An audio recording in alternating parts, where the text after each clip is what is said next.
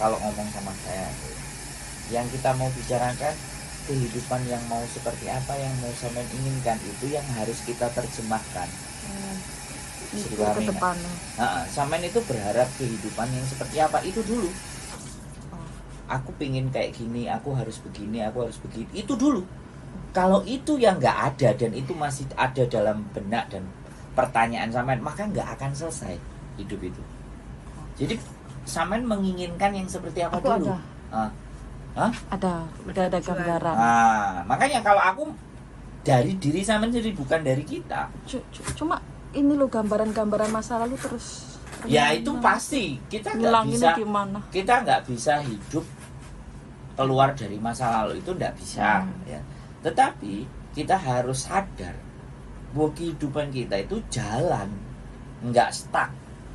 Nah, di perjalanan itu perlahan-lahan